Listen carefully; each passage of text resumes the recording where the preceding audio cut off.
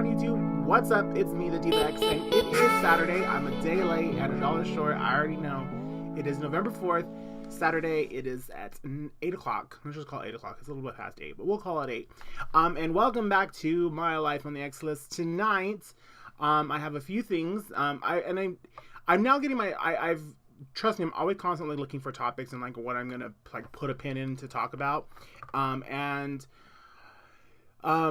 This video is not to be meant to be, these videos aren't like, I'm not trying to get millions of views. I'm just kind of having a moment with my life and sharing it here. So I'm like not, like a clickbait or, you know, all those fun, types of videos. I don't,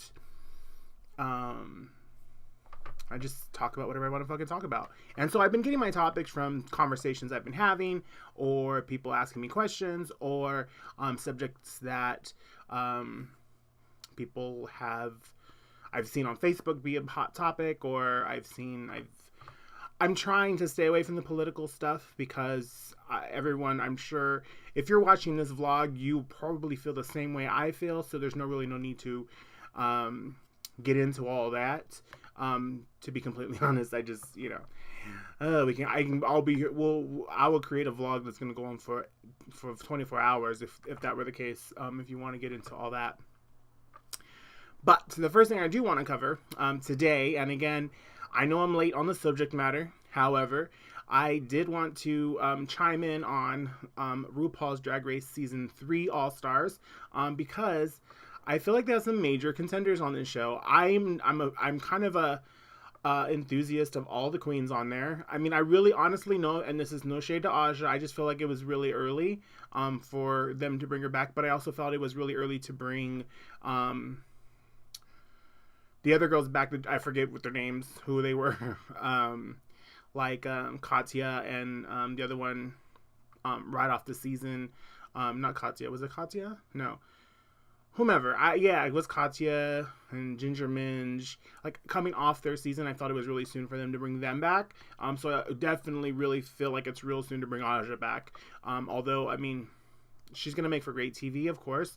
But I hope that this is not, like, necessarily an opportunity lost, like, to bring her back into Season 4 of All Stars. Because give her a little bit more time, like everyone else has had to, you know, invest. I mean, she has great drag. I've seen her her stuff and her performances, so I'm not saying that she needs to, but I feel like everyone else has they have that tour money, from the money from touring and doing appearances and stuff that has helped them. I mean, I'm sure she's done some stops too, but, you know, granted, if you've been working and making that money, you have a little bit more expendable cash. So, anyways. There's not anyone that I feel like shouldn't be there. Really, I mean, of course, obviously they picked him for a good reason. Who I'm rooting for, I am still a big, huge fan. For whatever reason, I was just drawn to her, like, on her season. Thorgy Thor, I'm gonna pull her shirt right here. Yes. This is the shirt. I actually bought the shirt from DragCon, and, she signed it, and then did I stone that shirt myself? I sure did. So I put stones all throughout. I'm trying to get, so you can kind of see, just to make it different than everybody else's. And you can see she signed it right there in the corner, right over here. But I did stone it with crystals myself. So that's kind of like who I'm rooting for. I do enjoy Thorgy Thor. I don't know, there's just something so endearing about her. You know, just her quirkiness, and she was good. I mean, she was on top most of the performances, most of the challenges. I'm sorry, this is not hemmed. Sorry, Brittany, it's not hemmed. So I'm just trying to like, don't look at that. At any rate, so Thorgy Thor is kind of like, I hope she does well. I hope she wins. But at any rate, I would, you know, Trixie Mattel is obviously a front runner as well. She's come a long way with all of the webisodes and her performance and her album and everything too. Ben de la Creme was always a favorite of mine as well. Chi Chi DeVayne is the underdog, or was the underdog in her season, so love to see her go far. Kennedy Davenport is an amazing performer. The other ones, I mean, Not that I don't want them to. I'm whomever. I don't really. I mean, again, if I had to pick my top, Dorji, Ben de la Creme, Gigi Devane, I would throw those as my top picks. Who cares, right? You care? Somebody cares. At any rate. The next thing I want to talk about is someone asked me about my creative process. Now, the creative process on anything is very different. So if I'm talking about like costumes and stuff, when I'm in the mood to sew, I have to be in the mood to sew, or get stuff together. I'm a gatherer. I like to go in weeks in advance. Well, I like to first, if it's something I'm going to make as far as a costume goes, I like to draw it out. I do all my sketches on my iPad, and so I have like a file on there that has like all my sketches of, and they're not, I mean, when I say sketches, I use that word very loosely. They're not artistic, like, they're not going to be, they're more reference, let's put it that way. They're more reference for silhouette. Let's put it that way. They're not, when I say sketches, they're not sketches like sketches. Like you see some artist sketches of like amazing gowns, like Bob Mackie sketches. They're not that. These are like stick figures with like shapes, okay? Like just bare minimum, like abstract, like when I say sketches, I use the term very loosely when I say that. So anyways, so when it comes to those types of things, I usually draw, or if I have like a reference of something that inspires me or something like that, then I have a picture of that and I import that into my sketch and just kind of have like a lookbook, if you will, of what it is I'm trying to create. And then I go and I look for this stuff. If I see something that I like or something that I feel like it's going to fit, be part of, they're going to maybe even influence and reinterpret the sketch, I will take a picture of it and then I import it into my sketch. And again, just kind of keep all my references on one. I think I use the app Notebook. I think it's called Notebook. But you can kind of write, you could draw, you could type, you can actually record audio notes. So that's also good too. Also for performances, if I'm putting a performance together, if I hear something, I like to record it and then use it for reference later. And again, it kind of just all works together, and all my stuff for one project is in one file or one document, if you will. So that's amazing too. I'm kind of transitioning. So now Apple has upgraded their Notes app, and so it kind of does the same stuff now. Although my whole collection so far, I say collection, but my collection of sketches that I've done is already in Notepad, or I think I don't know what, WordPad, something. It's an app on there that I paid for. Not free. So I don't know if I'm going to migrate or start just using the Notes app. But excuse me, I've had that going down. So that's the other reason why I've been behind on everything. But anyways, that's the creative process for that. Especially when I find fabric or material that I want to use. Excuse me, I do apologize for the coughing. Or if I'm out like at I would say Hancock's. Hancock's doesn't exist in Fresno anymore. I don't think it exists anywhere. But if I'm out at Joann's and I see a fabric I like, I take a picture of it, and I use that as part of my sketch, and then I just put that picture, lay it over the sketch, and then cut out what the image would look like based off of the fabric. So that kind of helps me visually see it. And then I gather. And again, I do this all in a way in advance as possible because I hate being last minute for the gathering part. Because then, after the fact, after I have everything gathered, I then take the time to go and, usually the weekend before I need the costume, put this stuff together. I usually start with draping. I have a body form, which is my body. And I drape, and I pin, and I sew, and I glue, and I do whatever it requires to put this shit together, and try it on. Usually have to adjust it. And then, of course, the night of, I try it on before I actually put my clothes on to get ready to leave, just to make sure it fits with everything, all the tights and hoses and stuff like that. So make sure it all works together, and then, do any last minute stuff.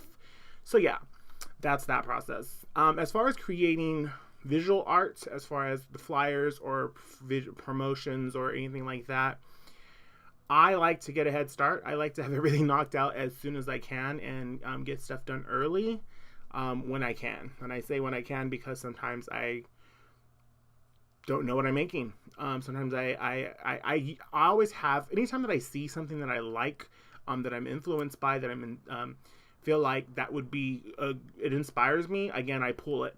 I pull anything. I have files and files of referenced material that I've gathered and like know that at some point in my life I feel like I would go back and look at this. And sometimes on the internet things disappear, and so you don't get to see it. You don't get to find the stuff you found before, and so I gather. And when I'm thinking about something, I'm like, oh yeah. So I go through my archives and try to find that document that had that color scheme or that motif or whatever. For me myself, what I try to do, I try to avoid using templates. Sometimes people want to use templates. Some people want it to look like this. When I'm creating for other people, you got to do what they want, or else they're not going to pay you for it. When it comes to myself, if I have something that's a reference, although I may use a color scheme or whatever I'm inspired by, I'm usually not inspired by the whole complete flyer. Let's put it that way.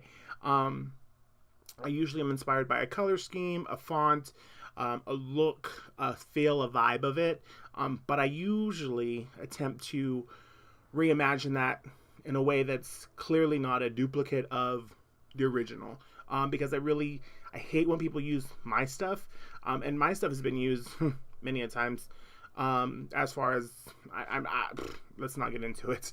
But I mean, genuinely copy paste. I've seen it. I have those references too if you need them. And it's interesting, but so I really hate that. I don't like the way that it comes across. It's not a reflection of, well, it is a reflection of me. It's more, but also a bad reflection of the person who did it. So I've seen those types of things, and I'm like, change the font at least. Oh, sorry. Getting back on that.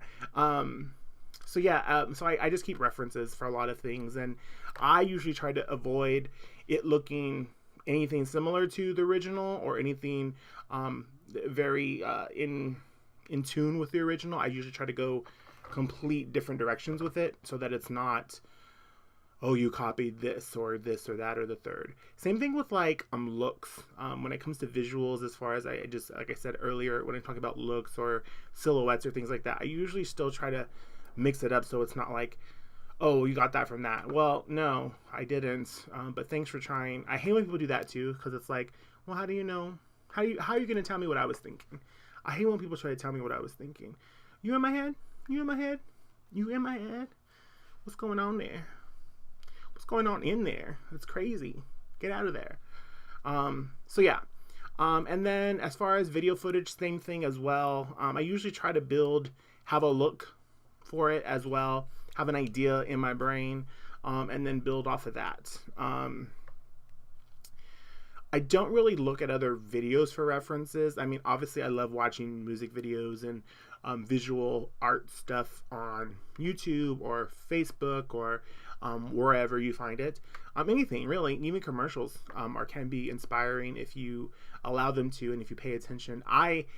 That's the difficulty in being creative or a visually creative in that way, is if you're a visual artist and you see commercials and you see different forms of art I dissect it and I'm trying to figure out how they did it, what they did, the process that it took, or if there's something that's off or if there's something that's not right. Even today, it's funny that I was watching a Rachel Maddow show. Of course, let's get into the politics. And there's a commercial for, I want to say, insurance. And it's a family, and they're standing there, and there's a kid that's standing in front. He's clearly talking to someone that's off frame. And they're shooting the family like it's like they're so great and comfortable and insured. And the kid's like totally like off in another land, communicating with someone who's clearly standing off camera, and making eye contact with the person. You just like and is connected with this person in a way, and it's like, Did nobody catch that the kid's not paying attention? So with things like that, as this brain just always is going, and that's the difficulty in being creative. So yeah, thanks for watching. I hope that's, I don't know if anyone cares about any of that stuff, but again, I'm not doing this for millions of views. I'm doing this just to kind of express myself, as Madonna said. You got to. Thanks for watching.